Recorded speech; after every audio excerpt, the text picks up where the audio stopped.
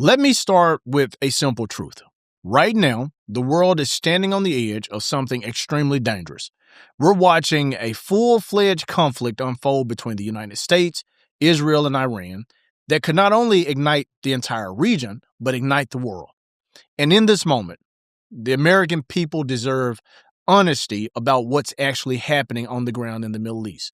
Because just a short time ago, Donald Trump was talking about peace deals, about global diplomacy, and even suggesting that he deserved the Nobel Peace Prize. That whole thing has been a part of his political brand. The outsider president, the deal maker, the leader who said he would end the endless wars. But now, on his orders as commander-in-chief, we're watching bombs fall in Iran. And that contradiction, folks, that contradiction is real. Because when a leader goes from talking about winning a Nobel Peace Prize to overseeing military strikes in one of the most volatile regions on the face of the earth, people deserve to ask questions, hard questions, questions about strategy, questions about leadership, and questions about where this all is heading, and if Congress will even declare war in this region. I'm Hendrell, and this is Politics Unfiltered.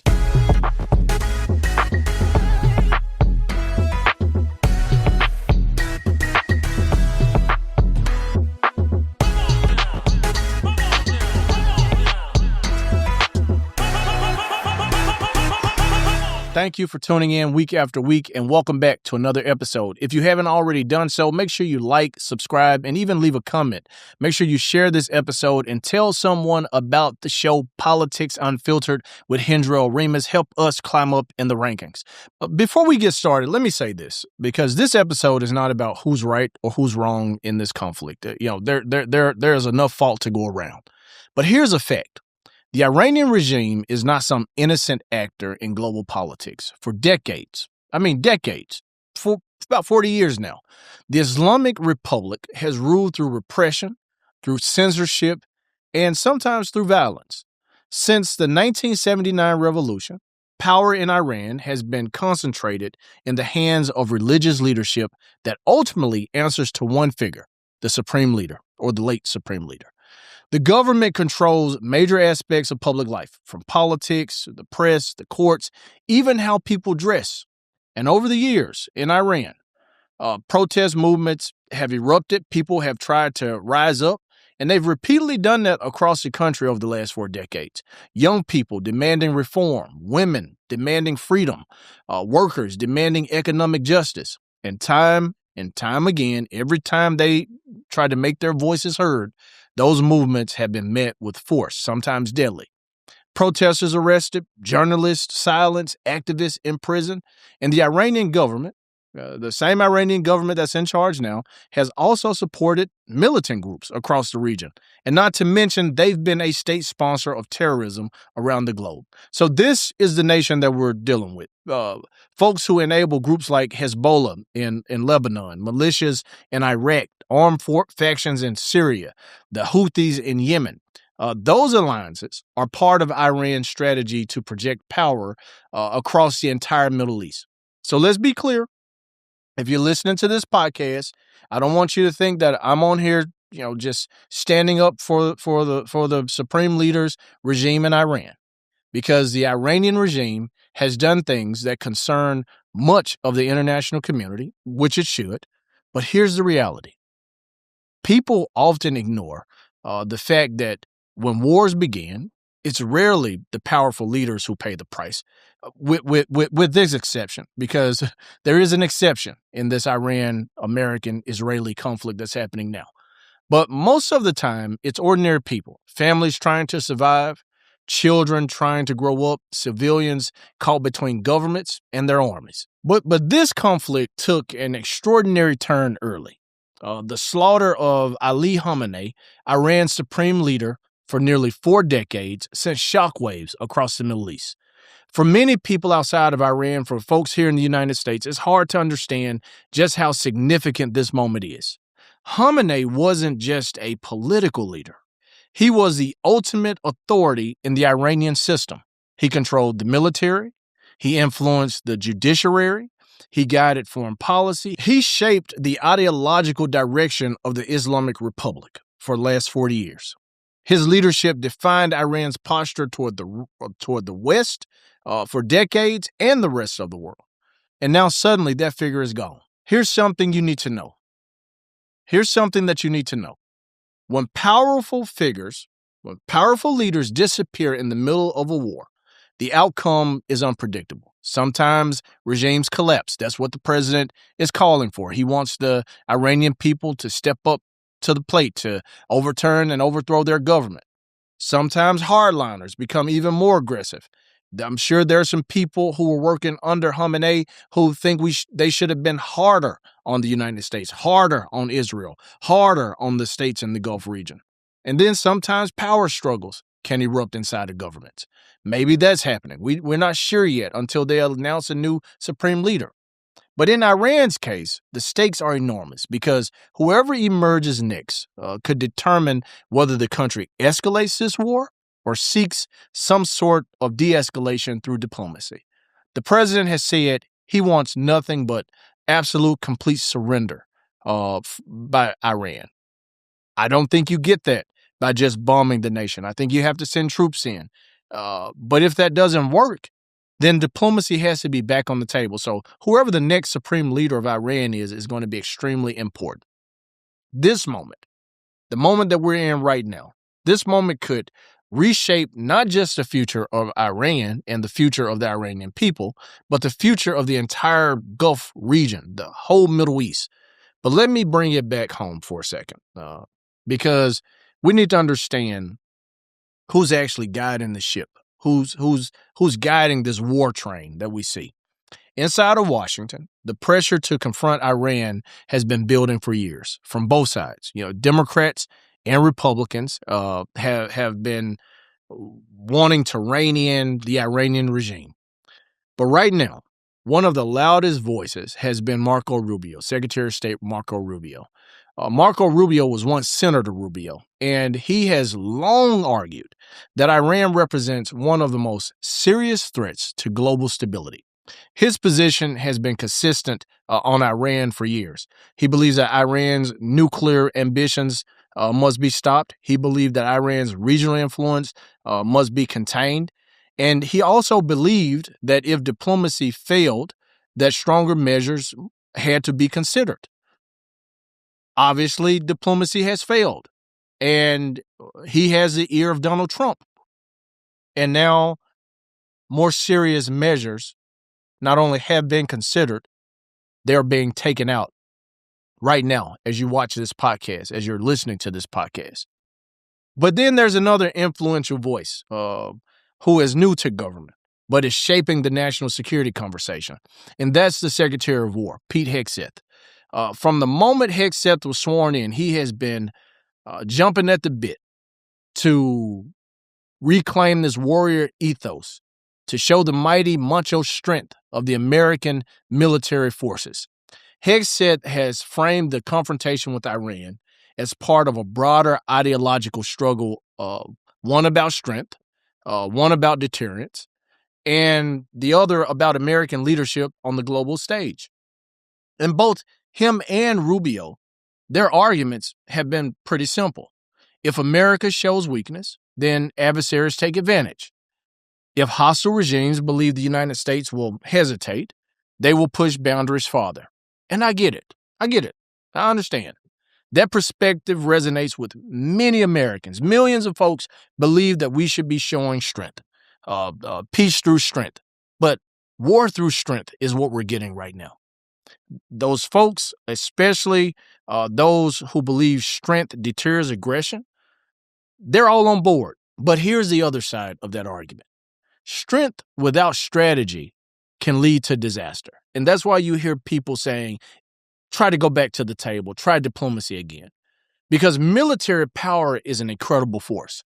But if it's used without clear objectives, without diplomatic planning, and without understanding the consequences, it can pull nations into conflicts that spiral beyond anyone's control. And that will surely have a domino effect, because Iran doesn't stand alone in this region. It has built alliances and influence across the entire Middle East for decades. It has friends in Russia And then China and North Korea is begging to help out. But right there in the region, they have Hezbollah in Lebanon. They've already entered the conflict and already fighting Israel on behalf of Iran. There's armed forces in Iraq. We've seen them carry out attacks on the U.S. embassy since the start of this conflict.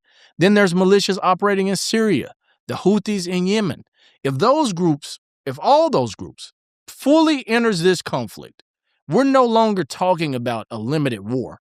We're talking about a regional chain reaction that, if not controlled by anyone, that if there's no supreme leader calling the shots, that chain reaction is going to be so chaotic, so hectic, so combustible that the future of that region will be unpredictable. Iran is already firing missiles and sending drones into other Gulf states. But we would see, if all of those factions folded into this conflict, we would see an increase tenfold. Missiles launched across multiple countries in all directions. Folks fighting each other on every front in those Gulf states. Attacks on oil infrastructure, cyber warfare, terror attacks, shipping routes threatened. And remember something important. The Middle East sits at the center of global energy markets. If major oil routes are disrupted because of this conflict, the consequences ripple across the entire global economy. We're seeing gas prices, they've ticked up a penny or two. But if this thing continues to erupt, if this conflict continues to roll on, gas prices will rise exponentially. Transportation costs will increase. And inflation will begin to spread once again all across the globe. So to the folks shrugging this off, the folks who are saying, this will be over with quickly, the president has it under control, this will be just like the 12-Day War. You need to know that that's how a war thousands of miles away ends up affecting families right here at home, right here in Tennessee and in Michigan and California and in Texas, in states that the president won and in the states that the president lost. And this is where the contradiction around Donald Trump becomes impossible to ignore. The president, the same president, President Trump, he built his entire political identity around opposing the foreign policy establishment, not wanting to be a war hawk. He criticized the Iraq war. He criticized endless wars. He attacked Joe Biden on almost every diplomatic approach he took. The same man who's weakening NATO. He told Americans that the country had wasted trillions of dollars fighting conflicts that never truly ended. And we know that many Americans, many voters supported him because of that message. They wanted a president who would break from that cycle. But now the United States is once again deeply entangled in a major Middle Eastern conflict, and that raises a legitimate question. Has America truly changed its foreign policy approach? Whether it's the Gulf War, whether it's Iraq or Afghanistan, has America truly changed its foreign policy approach, especially as it relates to the Middle East? Or are we still repeating the same patterns that have pretty much defined the U.S. involvement in that region for decades? Let's talk about the most dangerous issue in this region.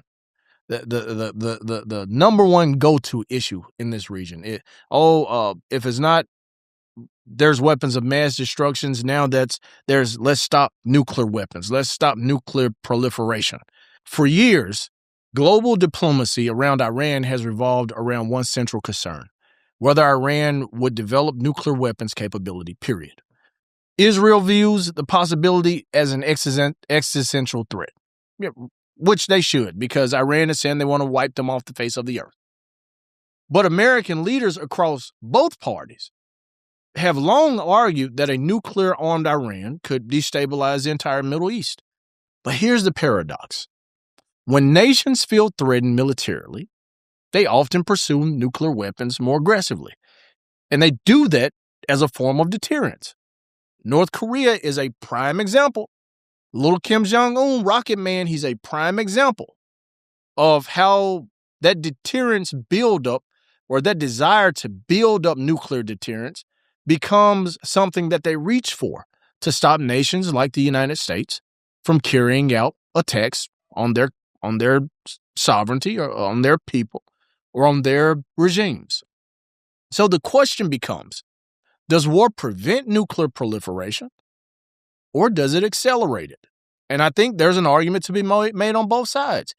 If Iran's leadership is not wiped out like this president wants, and if it concludes that nuclear weapons are the only way to prevent future attacks, folks, the seriousness of this moment requires us to truly dig deep and ask if the president's mission with carrying out these attacks aren't successful, if there's no regime change in Iran, if that next supreme leader decides that the only way forward is to accelerate nuclear weapons as a deterrence, we're going to have a problem. The world could face a nuclear arms race in the Middle East because of that simple idea. Saudi Arabia could easily pursue nuclear capability. Turkey, a NATO country, they might follow. And then suddenly, one of the most volatile regions on the face of the earth becomes nuclear armed. And everybody's sitting there waiting to push the button. That is the nightmare scenario that we face with this conflict.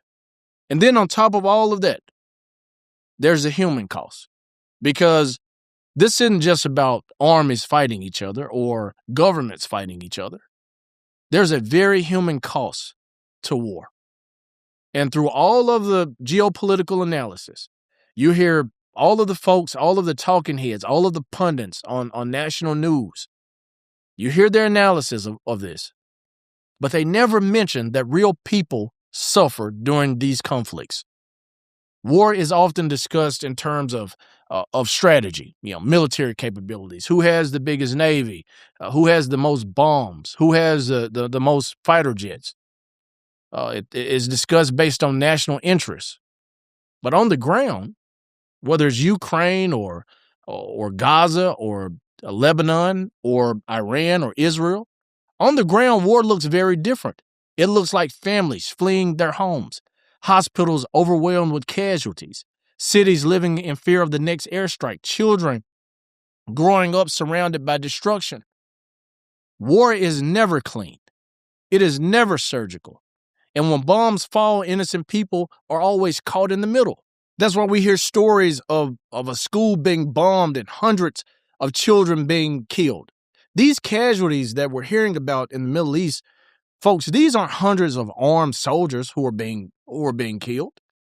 Most of the folks that we're hearing about, most of them are innocent people. People going about their lives and then suddenly within the blink of an eye, gone from their families. That's the price of war.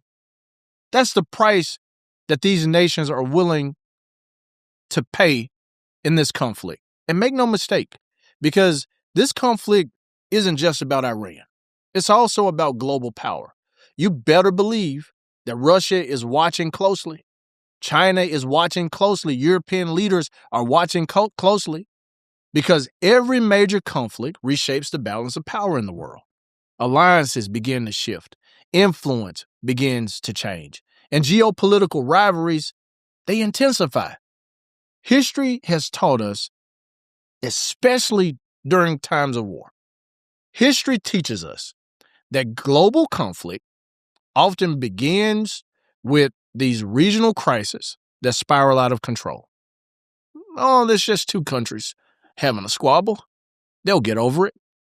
Folks, if you're listening to this podcast, you need to remember that the First World War began with a single regional confrontation, and within months, it engulfed the entire world, changed history forever.